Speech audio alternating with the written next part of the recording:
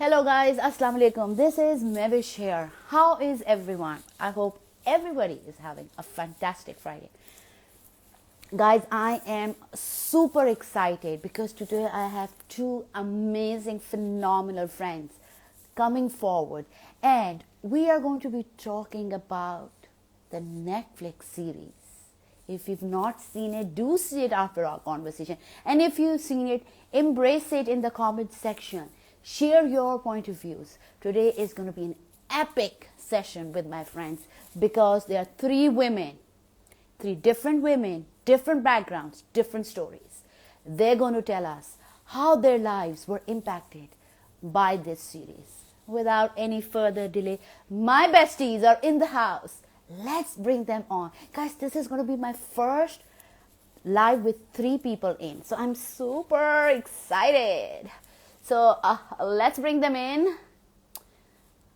I don't know how it. And both of you guys the invite and or not. Yay! Yay! Hello! How are you? I'm so good. I want to hug you so bad. I love you so much. I'm just like, ah!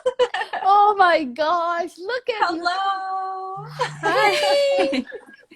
Oh wow, this Assalamualaikum. worked. Walaikum salam. How are you? I'm Good. good. How are you? Hi, nice Oh my to meet gosh, you. we're just gonna go Hi! like we're just gonna go crazy talking. Everybody's like, oh, it doesn't make any sense what's going on here. Yeah. Okay, guys. So before we go any crazier, let us just introduce. Okay, Amber, first you go for it. Okay. Introduction. Hello, my name is Amber. I am a single full-time mother of a 4-year-old named Addie. I am 3 months out of my narcissist abuse home. Woohoo! Yes. And it's funny, I say used to be because I'm recently shifting into a new purpose, a new drive, a new passion that was always there. And they say, your story is what gives you your power. Your story is a part of your purpose. So I have been for the last 3 years a spiritual advocate for others. I've done tarot and oracle cards. I read natal charts, astrology charts, but more than anything, it's just to empower people to get to know themselves on a really high level. But over the last month, I have been going through some really deep healing work, and I am back on Instagram and about to leave my Facebook account so that I can full-fledged forced into supporting people through domestic violence, through traumas, and through narcissistic abuse, and allowing people to find their inner voice from an astrological perspective on a personal level. But more than anything, I'm going to do it from here, from this sharing my story, because like you said today, sharing your story gives another person their voice. So that's what I'm here for. Absolutely. Hi, I nice to love meet your you. niche. Yes, thank And you. I'm Nice to meet you so too. happy you're back on Instagram. Let's head on to our next guest, Fariha.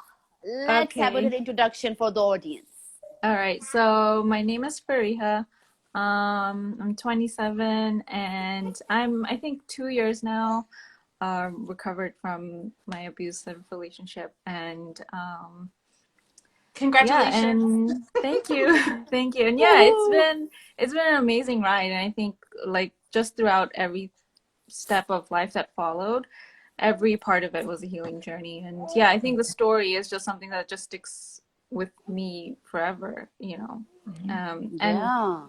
my experience has actually like helped me so much in my current life, like in my present life. It just always teaches me to be grateful, and yeah, there's just so much that I want to share about, giving hope to people, that you can get out of it and you can get better, and there's life after that. So Yes, absolutely. That was beautiful. Guys, I think you all know about me and my story. That's why you're here. I would not yes. repeat that. The main reason I'm here is because I saw this trailer and I was like, you know what? This trailer, the trailer I'm talking about, is about a series called The Maid. Oh, it's just Maid, and it's on Netflix. And I watched it, the trailer, and I was like, okay, I want to watch it. And it wasn't released then, so I saved it. And then when it was released, I think a day or two into it, my sister sent me a DM and said, "You have to watch this series." And I think the second person was Amber.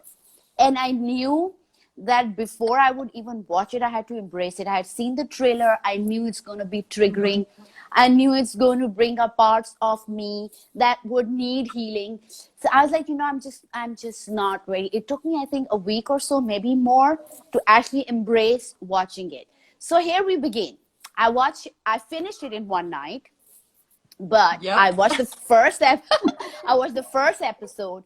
I played it, and literally the first episode was like so triggering that I literally had to fast forward the time she was with her boyfriend. In the first All 30 the minutes. Yeah. Yeah, I was like, okay, I can't see this. Oh, I can't. I just could not. And I just forwarded it. I was like, you know what? I know what's probably happening. I don't need to see when she's interacting with him till I'm ready. So after episode 2, I was okay. Most of it where I could see, I was not fast forwarding it. But episode 1, trigger. I couldn't pinpoint what the trigger was, to be honest, at that point. But it was like I was feeling scared. I was feeling unsafe. I was feeling lost. And I was like, you know what? I don't want to go down there. So I'm going to forward that. And I took my stone in my hand and I said, I am safe. I'm not there. I am safe. So And this that's is how powerful. I Yeah. started. Yeah. Sorry. Amber, over to you. Sorry. No, you're good. Well, no, No, I'm no. sorry. I want to speak to that because I've had many friends now watch this because what we go through when we watch this series is we think of every person that we've ever experienced life with who has gone through something similar that we've gone through. The first thing you do is tell the people you know that have experienced something that they need to watch this series, because that's how I found out about it, was from another mother who had escaped her abusive relationship and her abusive family. And it's difficult. It's difficult to watch, but that tells you where you are in your healing. You haven't fully healed from it yet until you can sit through this and not allow that trigger to really affect you. And I have 5 friends who have not watched the series yet. They're too afraid to watch it. And my thing that I keep hearing is that they're afraid to be sad. It's okay. They're kids. They're only young ones, right? They don't know what mommy's doing yet. They don't know what mommy's doing. It's okay. I had to come into a different room as well. So, but I want people to know that if you are afraid to cry, it's not because you're sad. We associate crying with sadness, and it's so strange to me because crying is not sadness. It's releasing. You're releasing things that you're holding inside of your body. So the first thing I want to say is don't be afraid to watch this because you're afraid to be sad, because you're going to cry through the whole thing. If you've experienced a domestic violence thing, if you've experienced narcissistic abuse, you're going to cry. And what you're going to cry out are the things that you've been holding inside your body that pain you. And that just is what it is. Like, Amber, that's this all is I so want to say true. about that. Yeah, because you see, one of the things I teach my daughter, and we were just talking about it last night as well, is that she was crying and she came to me, and this is before even the series, and she came to me and she's like, can I say something, Mom? I was like, yeah, I want to cry. And I was like, okay, what happened? And she's like, nothing. I just feel like crying. And it's like, go on, baby, I'll bring the tissues. And she cried and she cried and she cried. And then after 5 minutes or 10 minutes, she stopped and she said, I feel so better. And I said, okay, do you want to talk about it? Is something bothering you? Something happened? And she's like, there is nothing on my head, Mom. I just cry and I feel better. And that is where I told her, I said, listen, here's the thing I want you to know. Crying does not make you weak. Crying does not mean you're sad. Stop associating that emotion with things that you've heard. Okay? That is your personal emotion. If you have to embrace it without guilt, without shame. Okay? And for me, like you said, if I have to cry, I cry. And guess what? I think everybody would agree with me. When we cry, we all feel so much better. It's like some weight has, it's like there was something that sometimes you can explain. But in my daughter's case, she couldn't explain. Sometimes you can't explain. There's something you're holding inside and it's blocking your way. And when you cry, it just releases. And sometimes you don't have to understand. At the end of it, if you've cried and you've released and you're feeling better, you've done the job. And Amber, the other thing I liked you said was that when I watched the first episode and I had to fast forward it, I actually closed it before I went to the second episode. And the thing that I asked myself was, Mavish, I thought you had healed. Are you not healed? And I got scared and I started judging myself. Shit, Yeah. I do coaching and I'm this and I'm this professional now. What? And then I got inside my head, right? Yep. And I was like, you know what? In the end of the day, I'm human. Okay. Mm-hmm. So it's okay. I am not going to judge myself if No. parts of me are showing up that need my attention, that need my love, and that are telling me, Mavish, there's still parts of you that not healed. Because guess what? I've always advocated that healing is a life journey. You It peel is. one layer, you go Yeah. to the other, to the other, Yeah. and it's a beautiful commitment of life. Yes. So and then the other yesterday night I watched the whole episode and it was okay. Yeah. So that made so much sense, but yes, I yeah. am going to sit with it and I am going to really dig in deep that what was happening, why was I fast forwarding it, It's good which to parts face those. am I blocking right Absolutely. now, It's Yeah. good to that face those need, fears. You had fear yes, when you yeah, experience something. And I wanna share this too. I used to watch this show called Brain Works. It used to be on Netflix a long time ago. And it okay, describes how our brain works. When you okay, watch a television, your brain doesn't know the difference between reality and yeah, I know that, yeah, fantasy. So when you're watching this, you relate so deeply, especially when you've been through something similar, especially when you've Yeah. been in a similar location of fear. So to Yeah. feel that fear again is terrifying, but to Yeah. sit with it is bravery. It's courageous. So anyone that chooses to sit down and watch this, I want you to know that we commend your bravery because we all had to yes, sit through it as well. If you yes, can push yourself, I'm proud of you for knowing what you could handle and you fast forwarded it because you didn't want to give up the series.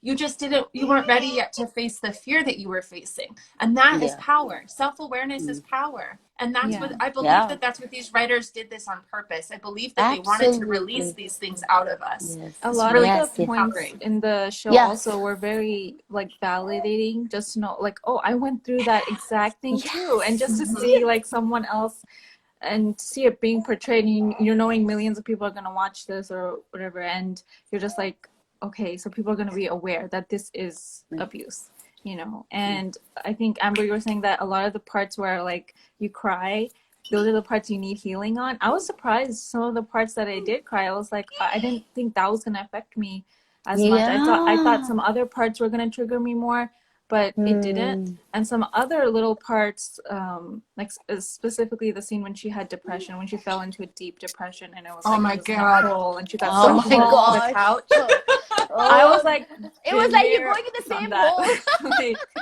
I literally yeah, had to tell my sister, I was like, you have to watch this because the pictures they use, yes, so the The visually like emotion they used to accurate. make you yes, feel it like you're actually in it. Oh my like gosh. that you are validated in those moments. Like Yeah. I've never had the words to say how I felt, but that's how I felt. Yes, And yes, yes. like the moments where my family was calling me lazy because I was on the phone on the couch Oh my trying God, to yeah. remove myself from certain situations that I couldn't be present in because they were so harmful for my daughter and for me that I didn't know what to do. I had no power. That hole, being in the hole, it was like, I have a voice now. I have a voice. I was in a hole. I couldn't be responsive. I couldn't do anything. And then, trying to describe that to them whenever they would fight with me about it, that I was being lazy, I was worthless, I wasn't providing for my child. It was like, well, you don't let me. You don't let me provide for my child. You don't let me be a mother. And then it was my fault. It was all my fault every time. It's like you can't talk to your abusers about it because they don't see from your perspective. They don't see what they're doing to you. And that was absolutely like empowering. I love that you brought that up. Thank you. Yeah, and I'm going to ask you something. Okay, this is the thing. They played it out so well. So I want to ask you both this question: is that when they show him that no, he's changing and he comes around and he's different, were you convinced that that is he like literally till the end? Like I was like, nah, he's gonna snap. He's gonna snap. And I was like, you know what, I'll give him that like 1% chance, maybe. Okay, maybe they're trying to show a different view. And I was like, it's gonna come, it's gonna come. It wasn't coming. And I was like, oh, it was so frustrating because I just wanted to know Because you know it's in there. how. Yeah. So did you guys feel the same? I'm gonna let Yeah. you go first. Okay, so yeah, I really love though that they made it kind of difficult. Like it wasn't so just out there. It was like very subtle Yeah. because that's how it actually is. And people from the Yeah. outside were like, oh, he seems like such a nice guy. Look, he's trying. Like even her own dad was like, you know, he needs help. He's the one who needs empathy and stuff. Yeah. And Oh. you know, and they're like, oh, you know, they're trying and this and that. We were like, you know what? I love that they played it out like that and that they didn't put like this just straight up, you had bruises everywhere. It was a lot of emotional abuse that was leading towards physical abuse, which, you know, the things that they did show on the show, like him slamming her on the wall or like, you know, using intimidation, that is a sort of physical abuse, which I myself had a hard time. Yeah. I had a hard time admitting that I did have physical abuse because I had like my arms twisted and things like that. And for the longest time I was like, that didn't happen. Like physical abuse didn't happen. It was just emotional. And then I had to like revisit a lot of my actual experiences and be like, oh, that was actually, you know, physical abuse and a lot of other abuse that had happened. And then when, you know, he was like, oh, I'm changing and this and that, I was like, you know, I felt for her because I knew she's gonna have that realization when it does happen, and she's gonna feel like, oh my God, I'm back at square one. That's like the worst feeling when you go through all this whole journey where you feel like, okay, I'm leaving, and you have this moment like, okay, I'm strong now, I'm gonna leave him, this and this, and then you find yourself back in that situation, and that's when her depression hit her. You know, because she felt so hopeless at that point because she was like, what am I gonna do now? You know. Yes. Somebody's saying that, you know, when she was when like she finally getting out again the second time, I was like, oh yes. Yeah. And Sheila, somebody says that she was in denial in the show about the abuse because when she went to the social worker in the beginning, that was so amazing how they showed it, because that's what it is. We live, I posted about it as well.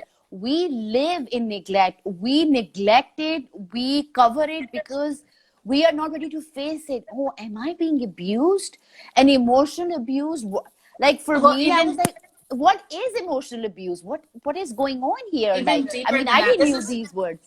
Esti mom is Right. Katra. This is my friend Katra from Estonia, who's down here talking with us. She's in a very similar situation to this story as well. She's come out of it for a while now. I think she's been away from her abuser for almost, I think it's been over a year.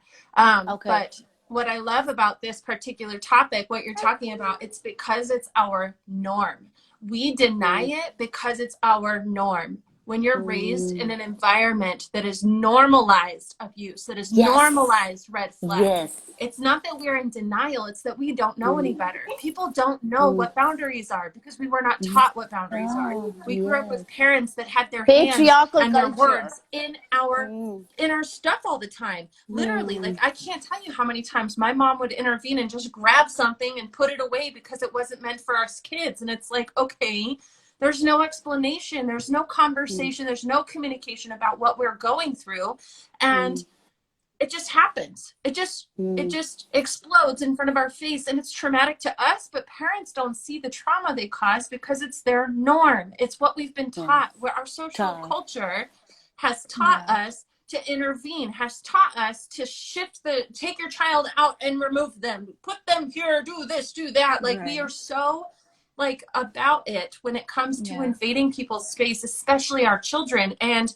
we were taught that way. And the other thing that blew my mind in this show was learning how many times on average a person goes back to their abuser because they feel a false sense of safety and security. My abusers were my parents. My narcissists are my parents. I went back to my parents' home 5 times because I felt like I had nowhere else to go. And my dad made me believe that I wasn't going to make it on my own because I was irresponsible, because I wasn't good enough, because I wasn't going to provide what I needed for me, and nobody else was going to care about me the way that they cared about me. Nobody else was going to do the things that I needed to do. Like it blew my mind. That blew my mind that we go back to our abuser because of the false sense of security and safety. And it's a brainwash. They brainwash us into believing that we can't do it, that we are not capable of being strong. We're 100%. not You know, capable of success. 100%. I think one of the things that abusers will typically say is, you know, no one loves you the way I do. Yeah, You know, yeah. that's something that you Who's hear gonna a take lot. your shit? Only I will take your Yeah, shit. No one's gonna exactly, tolerate that exactly. Like, shit, you no know? one's gonna put up Yeah. with you except me. Like, even you yourself can't handle you. You And they know, teach you that that's what unconditional love is. So then what do yeah. you fall for in the relationships you turn to? Right.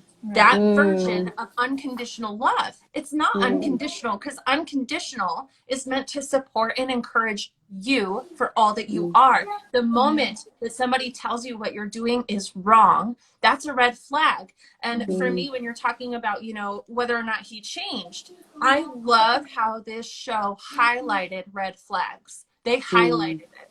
He brought around a girlfriend that was toxic and young and sexy and all about partying.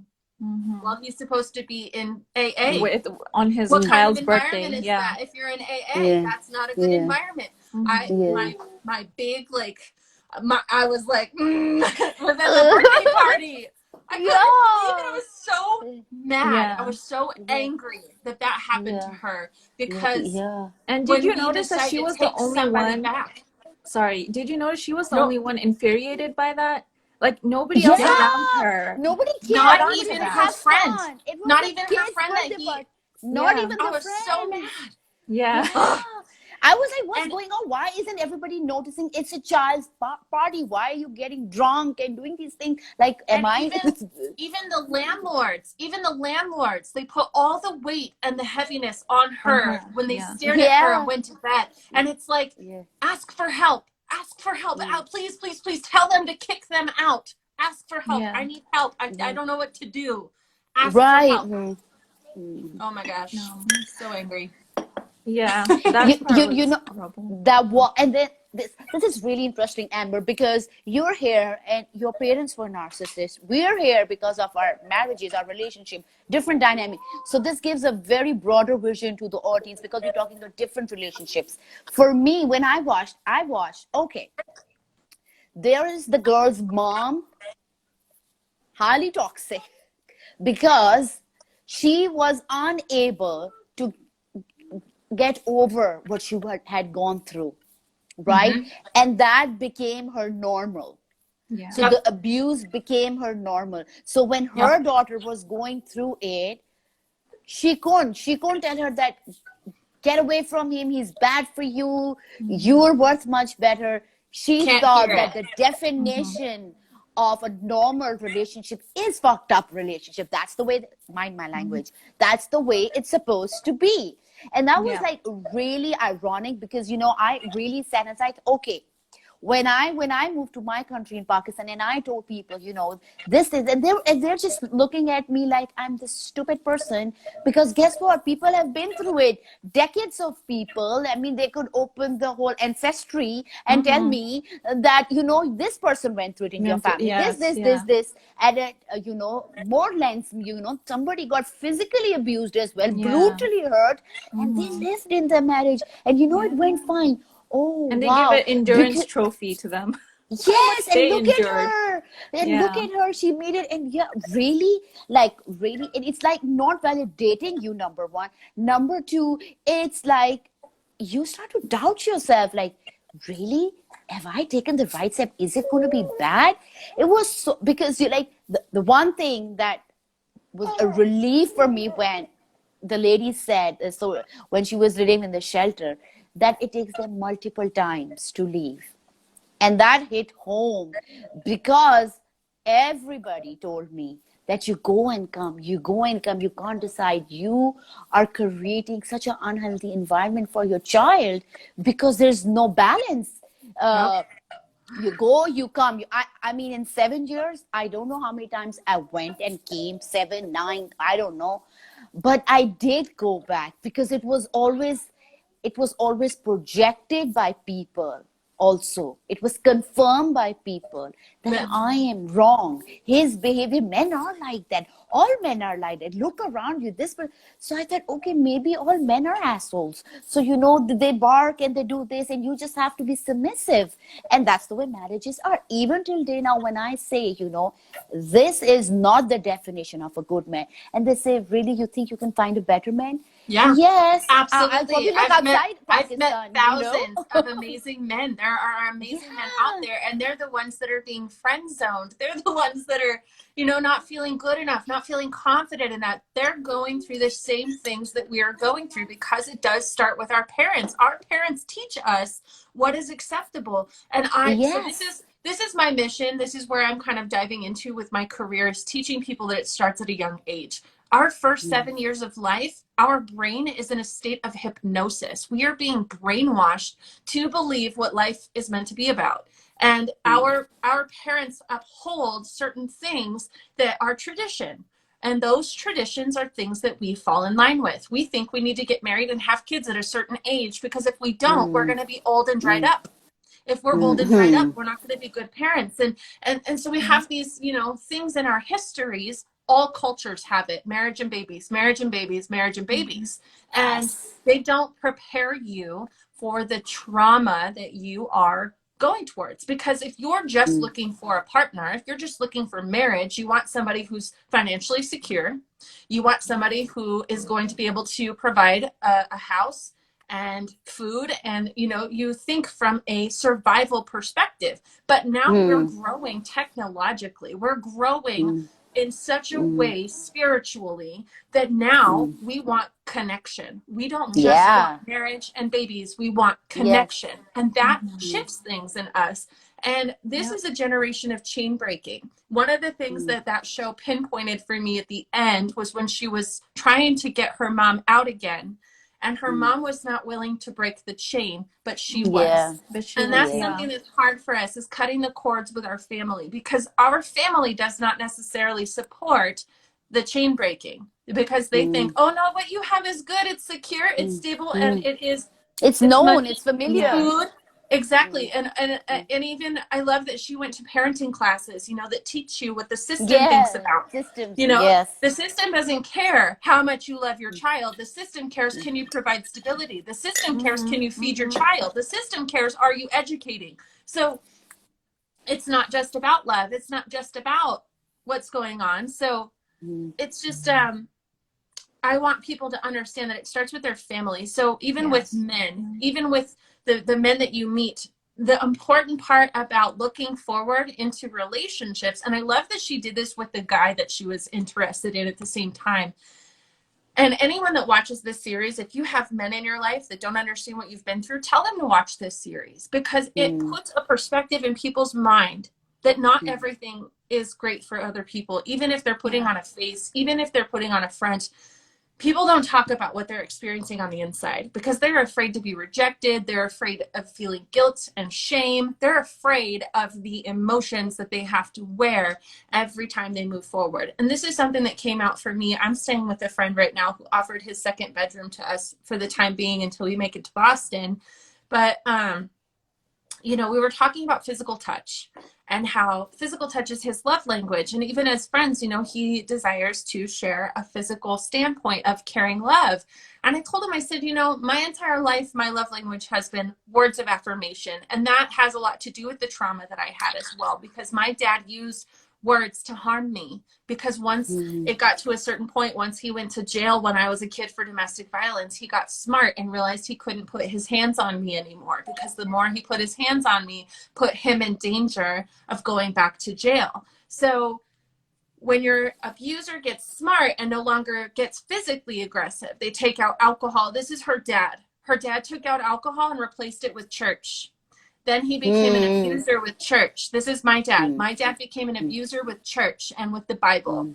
And instead of, you know, instead of having substances that were making him crazy, now he's got a church and a Bible that tells him why I'm not good enough. I'm And superior and exactly. And so yeah. we're talking about these love languages, and I'm like, well, my love language is words of affirmation. It used to be physical touch involved with that. And then I had a child. And that child of mine takes up all of my physical touch space. and I don't have enough time for myself to just be by myself, that I don't want to give any more physical touch. Even with my friends, my Yeah. physical touch has come down. And so if I were to date somebody, how am I going to communicate that without feeling guilty, without feeling shame that I don't have that physical touch to give, when most men, not all men, but most men, their love language is physical touch. So Physical you're touch, going through a absolutely. dating perspective, you have to be able to share your voice with somebody. And this is how you know whether or not you're ready to date. If you can't share your voice, you're not ready. Because if you can't share yourself in a sense of say, hey, I've been through some trauma, and that has made me put up boundaries. And these boundaries require that we have a physical connection after we've made a lot of words of affirmation, quality time, intellectual conversation. And until I'm ready, I'm not ready to do the physical touch. And you need somebody who's patient. You need somebody who understands that, who has compassion for your journey and would never think twice about you crossing that boundary.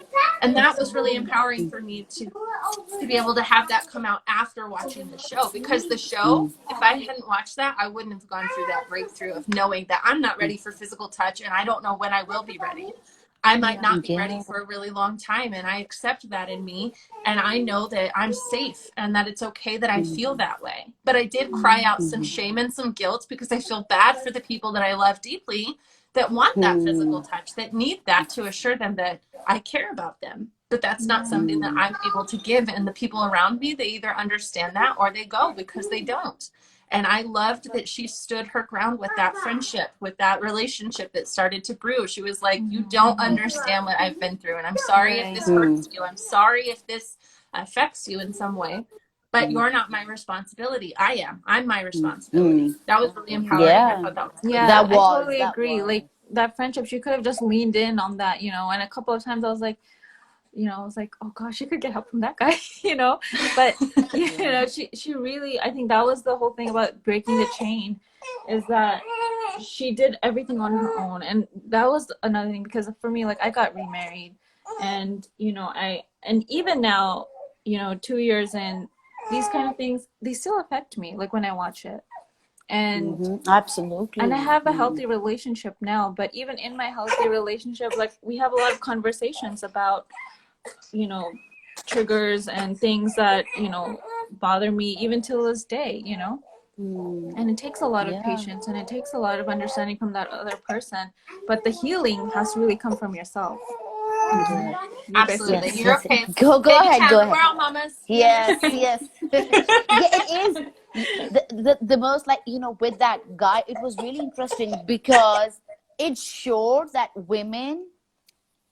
nowadays women can embrace their pain. She had embraced her trauma, and Yep. she was not going to lean on another man, get into another relationship when she was already going to, what was she going to bring in that relationship? Her past trauma. So that was a really defying and empowering moment, because they showed that, okay, though she likes it, there is attraction, there is something, it might turn out to be healthy, it might turn out to be great, but for her to choose her because she was not ready, that was empowering. That was showing people, like you said, Amber, that hey, I'm not ready, number one, but hey, you know what, women don't need men all the time. They got their shit and they can live on their own, and the way she changes her whole financial situation and how she's going and she's working her ass off to make things happen for her, it was really empowering, because we have always showed that women are weak. If it was a typical movie, they would have shown, oh, she leans on that man and then the man rescues her, and that's the end. So you get out of one man and you go to another man. No, this was empowering because she owed her space. She said, you know what, this can be good, but I'm not ready for it. And it's absolutely okay. And there is no shame, no guilt. If it's meant to be, we will meet in the future. So Yeah. I need, like you said, like, that you're not ready for dating, but somebody who's like her would understand that it's okay. It's okay if you're not ready. Yeah. Don't feel the need that, okay, I have to be because my time is going on or I'm on a clock or something. When Right. your time comes, it's gonna be beautiful. I So had don't an shame interview yourself for that. yesterday. I hope this is okay to share. I had an interview Yeah, yesterday yeah. with somebody on Facebook, and we talked about self-love and mental health. And You know, we talked about why do people feel so alone? Well, when you're in an abusive relationship, your abuser makes sure that you're alone and that you have nobody to go to. But in general, when you're struggling with mental health, you feel alone because people are not experiencing things from your perspective. They don't experience what you're going through. So this gentleman in this show, he takes it personal that somebody can't get on his level of love that he has for her. And at the same time, I had a friend yesterday who had something happen to him. He took a trip internationally. He came from the US and went over to Europe and had a really fun trip with a friend. And this friend ghosted him the last day and took an early flight home, and then ghosted him and deleted him or blocked him on Facebook. And he's like, I'm so confused. I don't understand. We've been friends for 2 years. I don't know what happened. And I told him, I said, I know that this is really hard for you because you want consolation, because you want clarity. This is hard. Closure. But I said, listen, I know you, and I know you're a really good dude. I know that you didn't mean any intentions to harm, to hurt, anything, but you could have said anything. You could have done anything that might have triggered her. And you don't know her experience in life. You don't know what she's been through. You don't know what she's thinking. You don't know anything about her from her perspective. I said, I know that's hard for you to hear, but she doesn't owe you any explanation. She doesn't owe you any defenses for what she's experiencing. She felt what was best for her was to block you. And yes, it hurts because you've built a friendship and you have no idea why it happened. But from a man's perspective, they feel like they need to know why. And it's okay to want to know why. Maybe that clarity will come for you someday, is what I told him. And I said, but if you had good intentions, don't let what somebody else's action is, don't let it reflect on you and make you think anything different about yourself. You're still a good guy. You still have good intentions. And the faster you accept it and let it go, the faster you find your own inner peace. And so I think that what's really great about this show for men is that it allows them an insight that they don't know what other people go through. Maybe they have really good confidence. Maybe they're really well off. Maybe they're an awesome engineer that makes lots of money and can provide help. But it's not a man's responsibility to be a woman's superhero. It's not a man's responsibility to save her from what she's experiencing.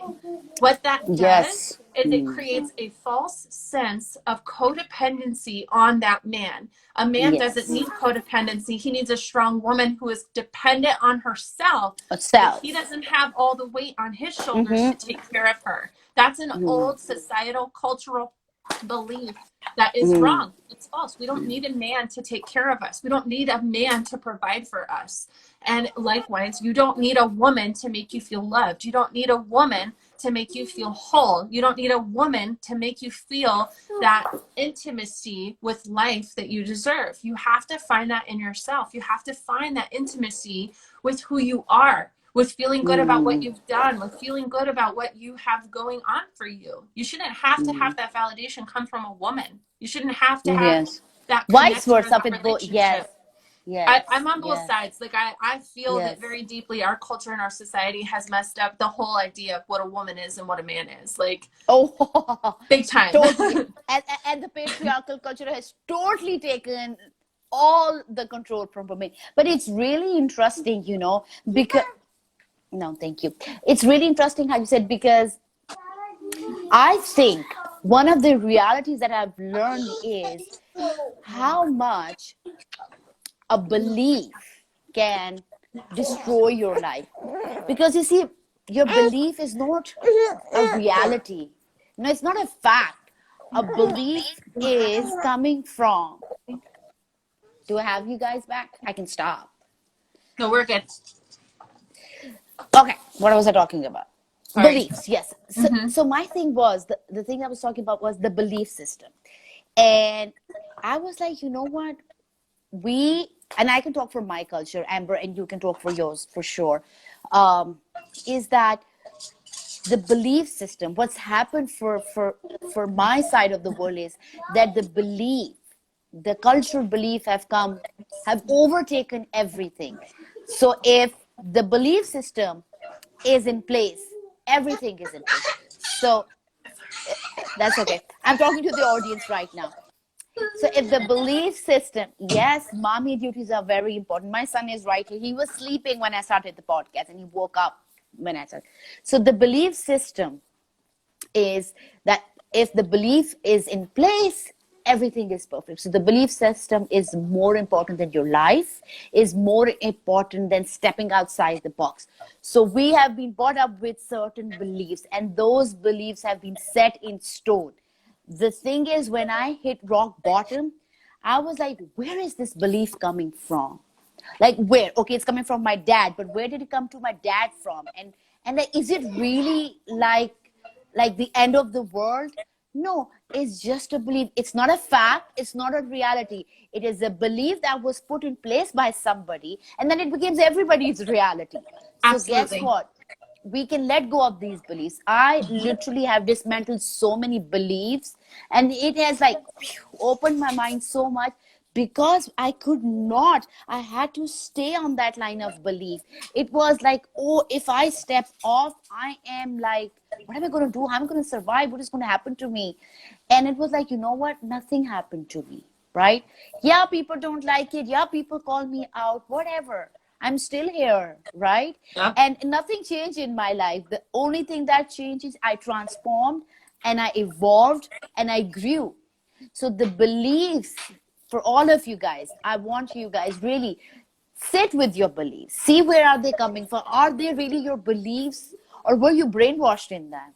Because I see a lot of my beliefs were just cultural, were just taught to me by society, by school, by teachers, by parents, by somebody I looked up to And blindly. And I, what is education? What is education? Education is us oh, reading books that have been written by men before us. Men yes, before us. That is men the before cultures. us. Not just your culture, all cultures. All cultures were men first. The reason why the Bible talks about God being man, father, king, Lord, is because it was a way to speak to men who ruled Niche na our gire. world. Our world was ruled by men.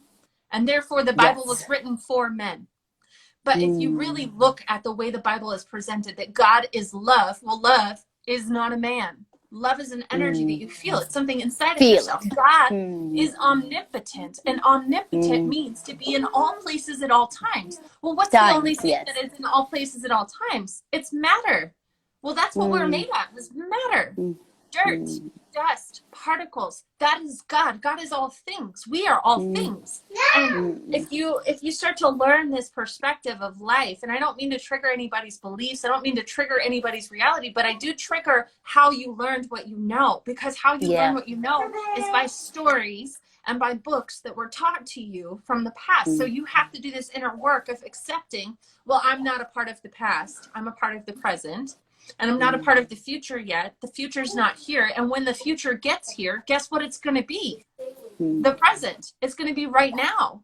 You are living in the future of your past. You right now are living in the future of your past. And so when you start thinking about your knowledge, your belief system, if you are one with God, if God is a part of all matter and God lives inside of you, you have this ability to be in the perfect place at the perfect time when people need you. And you can attest to that. You've had synchronistic things happen that Sarah, bring people in your give him life. his iPad and go to your That's how bedroom. I met Maywish. Maywish is brought to me by divine timing. That's what we like to use, is divine timing. And when those people come into our existence, the perfect time, perfect place, well, we're connected that way somehow. So you have this inner being, this soul presence, this conscious state of being in your body. And that conscious state of being in your body has something we call Didn't you intuition. bring it? I like to refer to intuition as your sixth sense. It's something that you have that you can use to decipher whether or not something is real, whether or not something is true, whether or not something sits right with you. And when you start questioning your faith and you start questioning your beliefs and how you practice religions and how you practice things in your day-to-day life, you'll start recognizing the slower that you take it step by step, you either feel good about it in your body or you don't. You either resonate with it or you don't. And that is your intuition. That's your sixth sense. There's a purpose behind that. And I truly believe that the more we all start to listen to our intuition, more than we listen to our priests, our pastors, our people that are guiding. There are good pastors, there are good priests out there, but there are also ones that are the same kind of brainwashed as the people from cultural status, from the status quo. that don't get it. They're not connected. Mm. They're practiced and rehearsed. They are doing it over and over and over and over again, that it just keeps recycling into people. But we're learning that if we slow down and start paying attention to what's inside, we're going to start resonating with each other more, no matter what religion you are, no matter what spiritual practices you use. Absolutely. You're going to start connecting with people, no matter what the basis is, because the basis of all things is love. We're all starting to heal. We're starting to raise our vibrations. We're starting to connect on a worldly aspect because of the technology that we have. So no matter what you know, no matter what you practice, if you trust that inner voice that's guiding you step by step, the same way that our girl in the Maid Netflix series trusts her gut, she trusts the inner voice, she follows what is given to her, because that is her experience, that is her life lesson, is to follow that inner voice and do what she knows is best for her. There are so many times when she's faced with like a this way or this way, and she's not sure, she's confused, but when she sits with it, it lights up for her. She knows exactly which direction to go in, and it's empowering when you see that, because you have an intuition. It is. I have to say, like, it took me a while to find that inner voice because it was so shattered.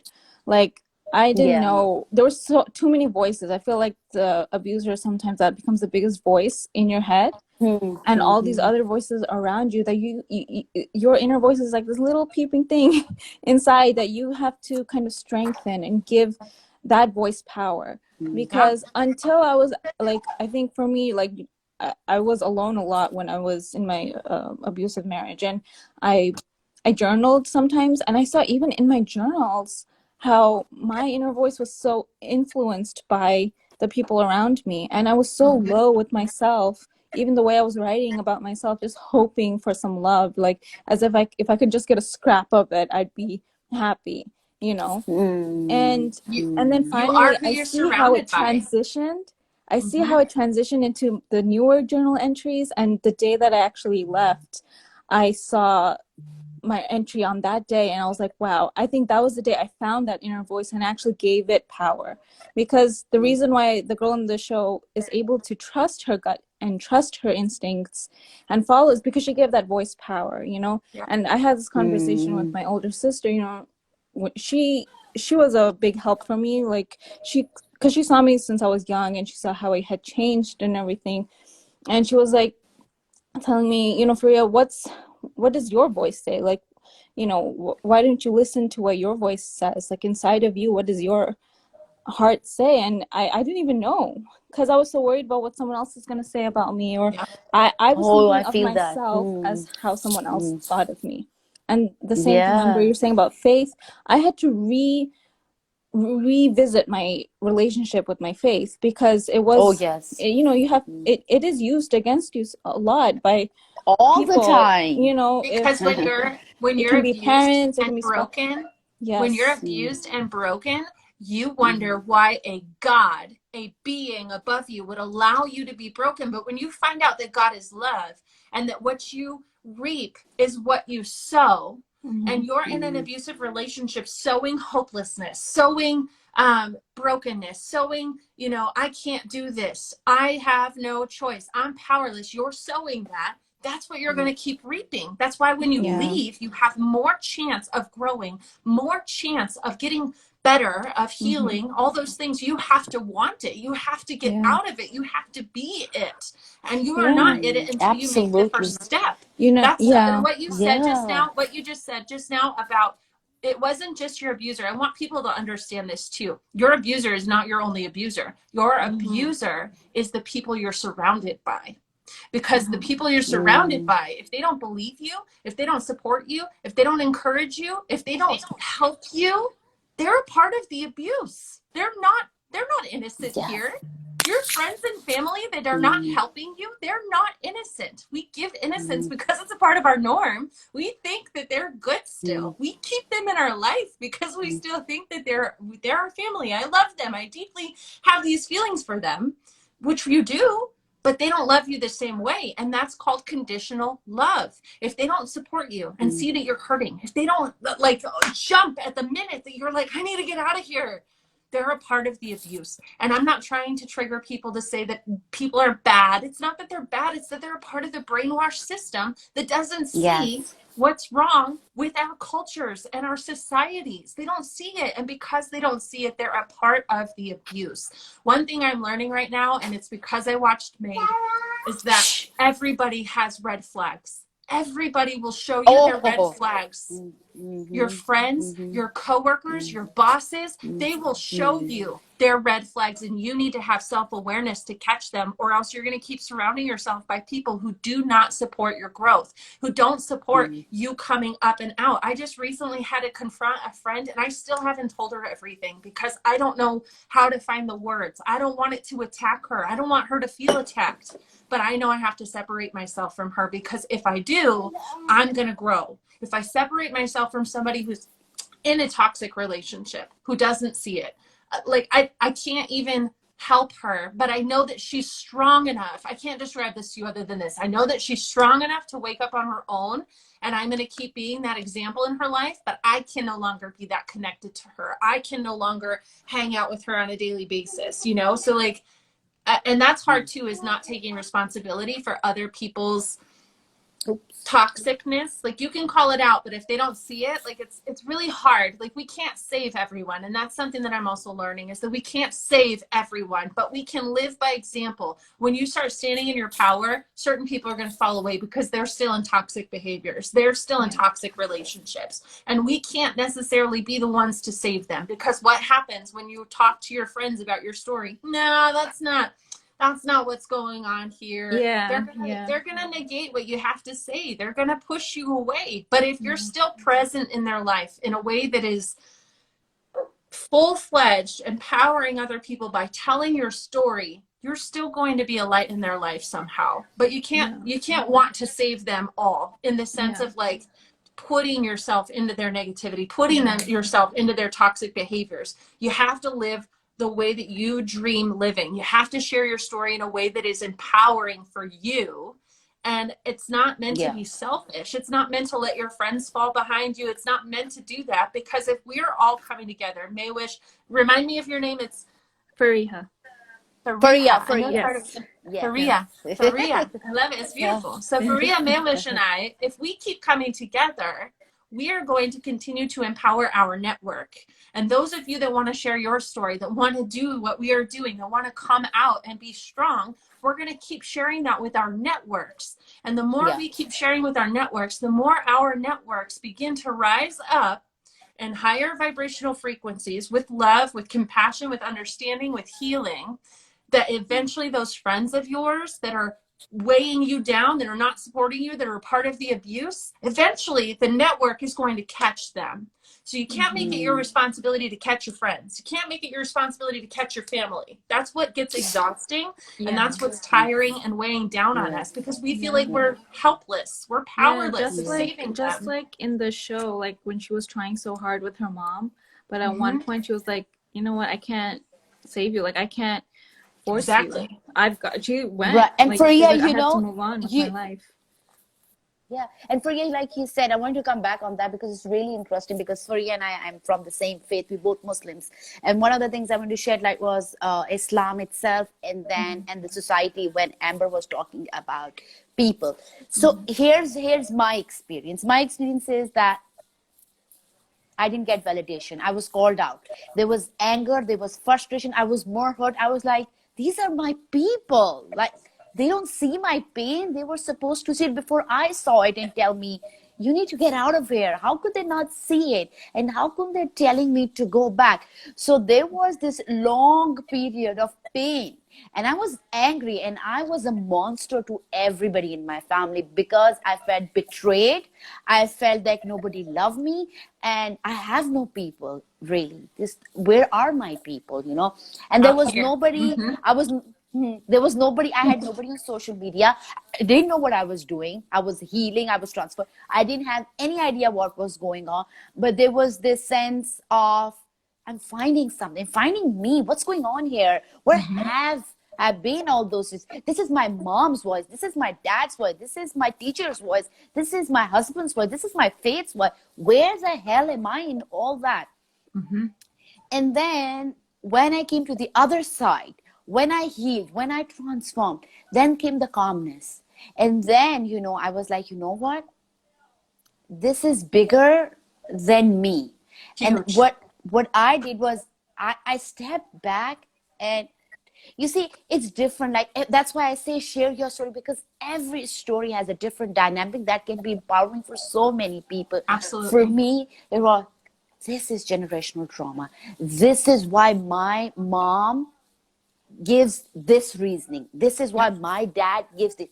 And then I gathered all these people in my head and I sat with them. And I was like, you know what? I'm going to figure out who really does love me and Mm-hmm. who really doesn't love me, you know?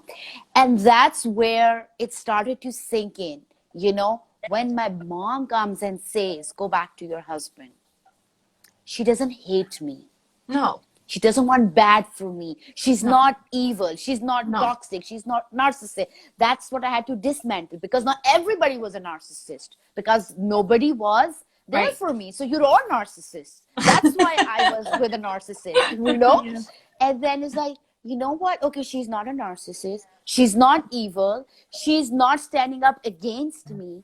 Now, when my mom comes, in the beginning there was this friction. Oh, you want to send me back? You don't love me, mom. Blah blah blah. Right now that stopped, because now when she said, Marish, I just want to see you happy, and I just love you so much. She didn't say that, but her words of when she was saying, go back, think about it, were not painful, because I was not defining them like that. I No. had done the work, and now I was just observing and reflecting. It's like, okay, my mom doesn't fit that guy.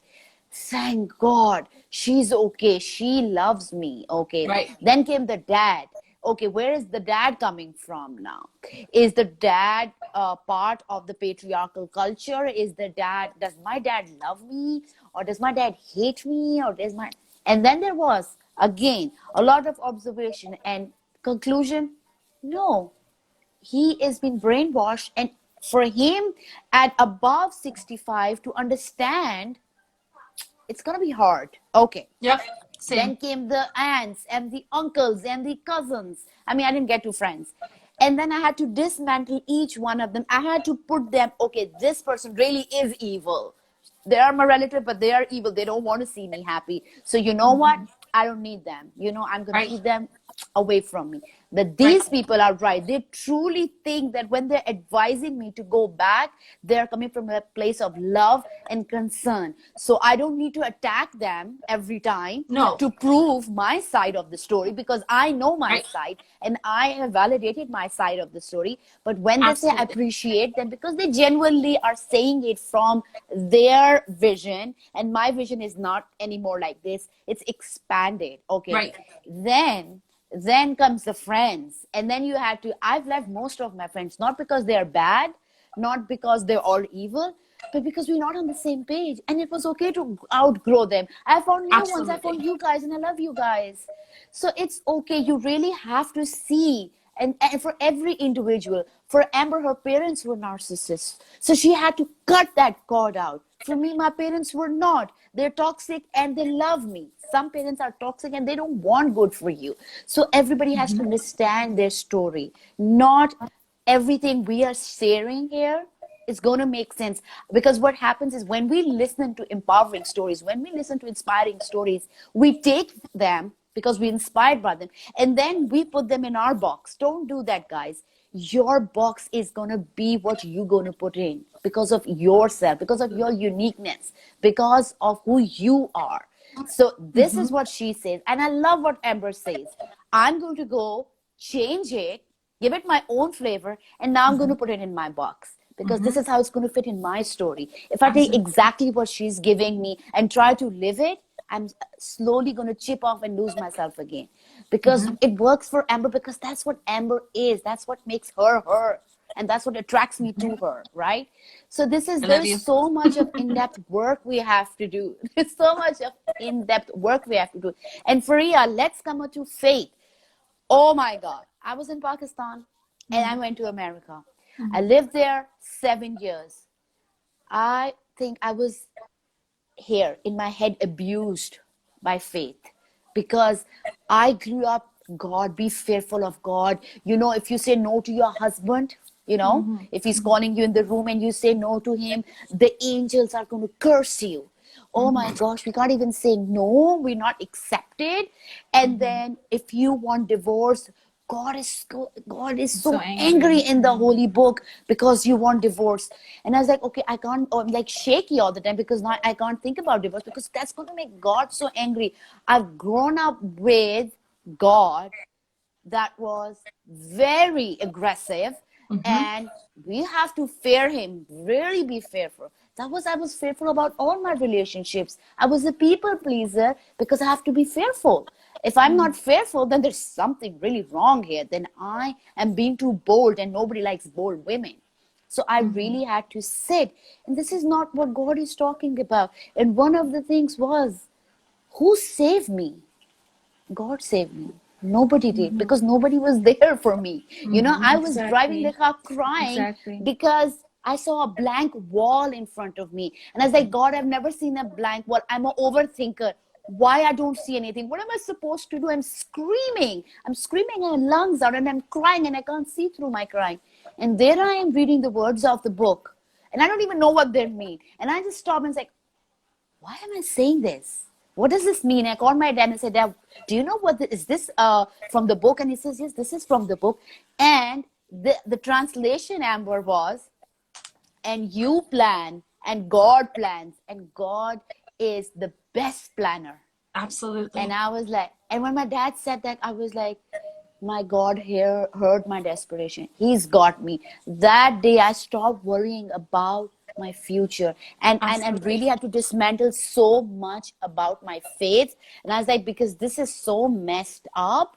This cannot be God. God is all about, like you said, love and forgiving and Mm-hmm. compassion, love each other. And So it was, when you say Compassionate. that Yeah. too, like that's what I meant too. Exactly what you just said. You don't need to worry about the people around you. If they're in toxic relationships, if they have toxic behaviors, putting yourself into their toxic behaviors, putting yourself into, you know, your family, your friends. But that's exactly what I was saying, is that when you surround yourself with the toxic behaviors, you are what you're surrounded by. Yeah. When you are a flower in a garden, you are surrounding yourself with other flowers, or you're surrounding yourself with other weeds, and you have to decide what's best for you. And what's best for you is to vibe with the love, with God, with source, with this energy of unconditional love. And sometimes we're so triggered by certain things, and that means, okay, I'm triggered here, that hurts me, and it's not them. That's something I like, really what you said about how you were discerning whether or not your parents were narcissists. This has been the biggest part of my battle, because I'm 32 years old. I have such a long history with my parents, but I've gone and come back and gone and come back. That the hardest part for me in leaving my parents' house, and the only reason why I left, was because of the fight that I had with my mother, where I found her to be very manipulative. And when her manipulation came onto my child, that's where I went, okay, I love my parents. I do. I love them both very much, but they have such deep rooted narcissistic and manipulative personalities that I can't fight with that anymore. I can't.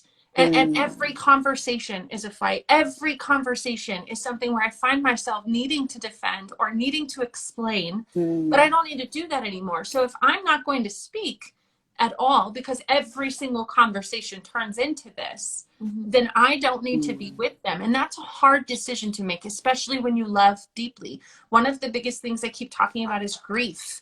And grief is something where we feel a loss of relationship. And it might not be a loss of what the relationship was. It's a loss of the love that you had for a relationship from your yes, perspective. And Yeah. so I'm perspective, I'm yes. kind of grieving those friendships right now too, because I really love my friends and we really connect on really deep spiritual levels. But for where I am right now and where I'm healing at right now, I can't be around certain friends that have toxic marriages or have toxic behaviors in their marriages. And that's something I'm accepting. So just like this friend of mine who had a friend that ghosted him, I'm kind of ghosting another friend, not because I don't love her, not because I don't care about her, but because I don't have the words to share with her right now to explain what I'm going through. And I don't want to fight with her about it. So it might hurt her how I interact with this relationship, but I'm doing the best that I can to get around it. So that's what I was trying to convey, is that you're going to have to really discern what relationships are good for you right now, whether it's your family, your friends, coworkers, a job. Like literally everything around you reflects your own energy and where you've been hurting.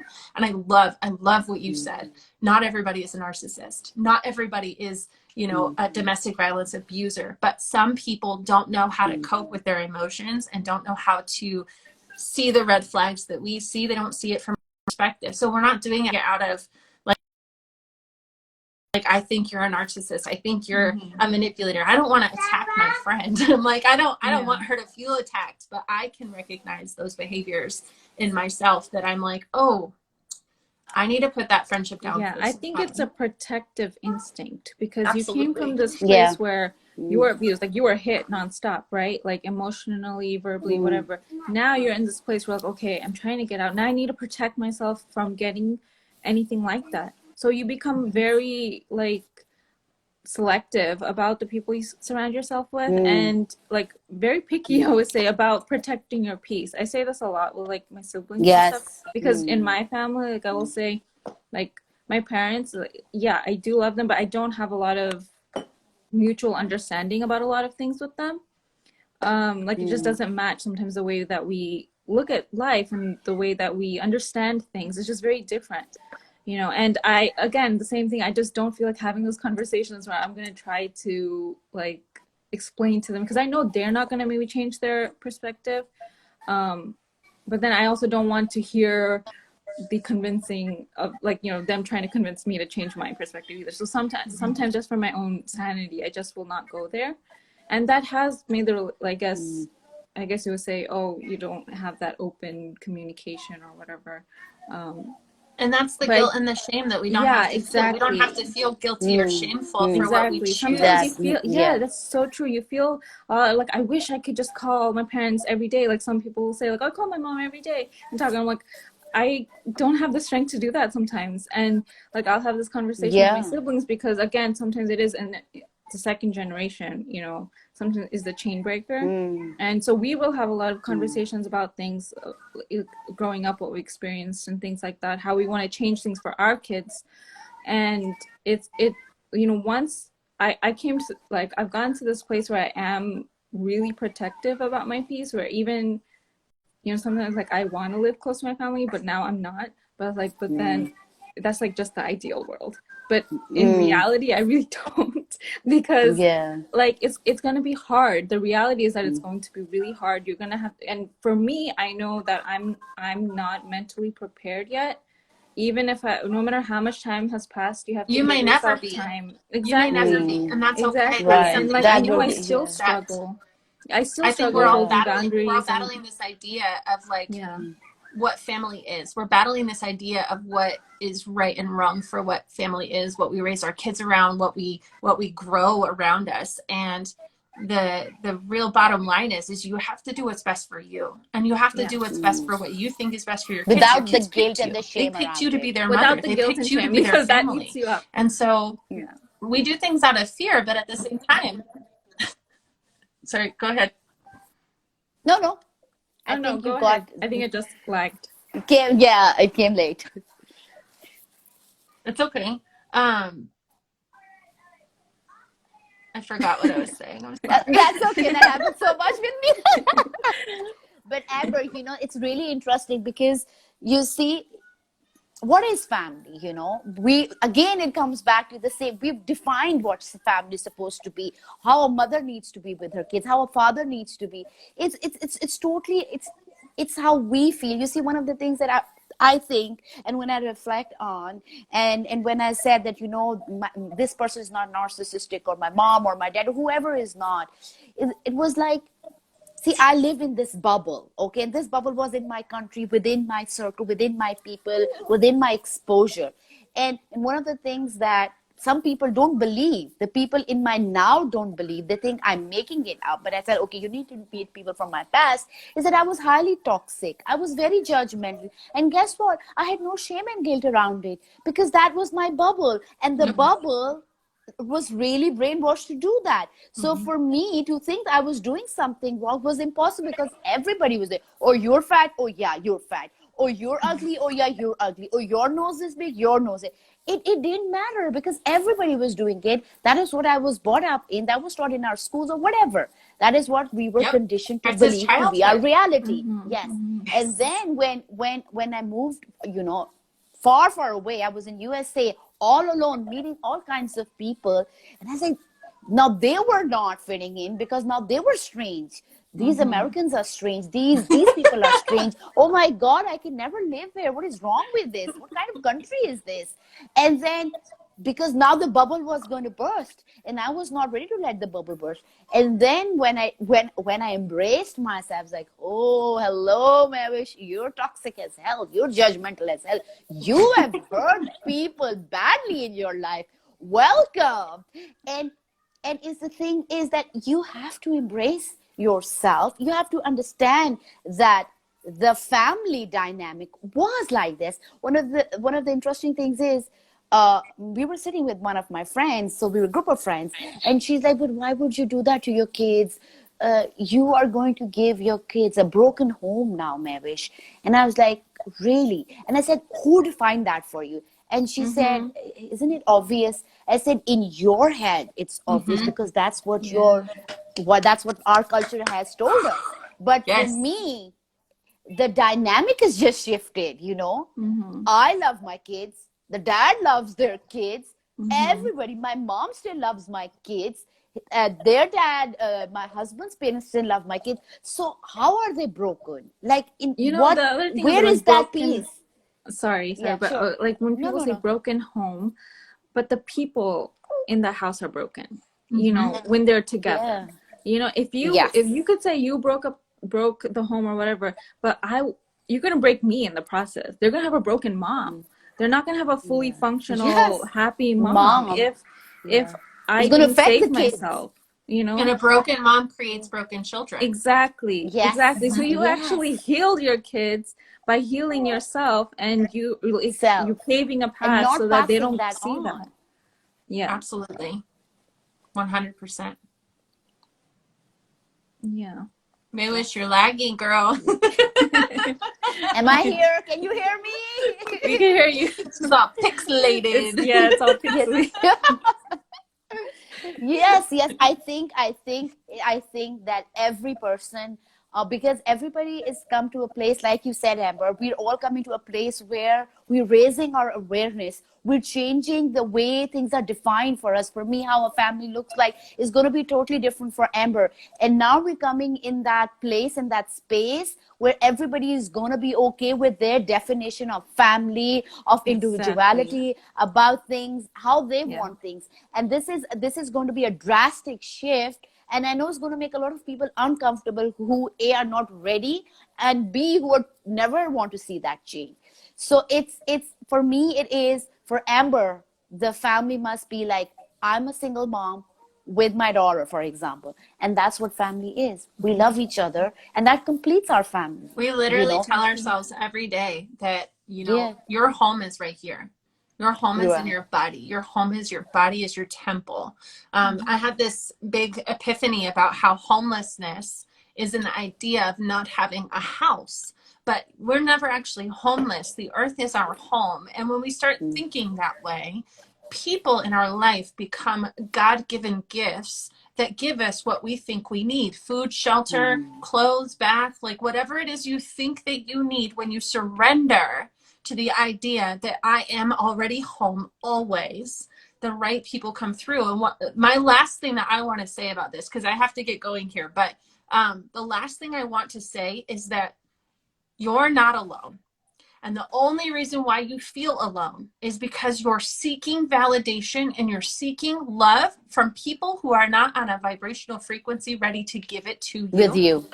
So when you give and surrender into the idea that you are not alone and that you're just waiting for your tribe, your tribe is attracted by your vibe. We talk about this so much everywhere across Much, the world yes, right now. yes, yes, I met yes. Maywish in a time of my life when I really needed somebody who understood the concept of emotional abuse, because I was not physically abused anymore since the time I was 13. 13 is when my physical abuse stopped, and it turned into full-time verbal and emotional abuse. And that happened for the rest of the time, like 3 months. I'm 3 months out of my parents' home, and I grew up in a very verbally abusive home.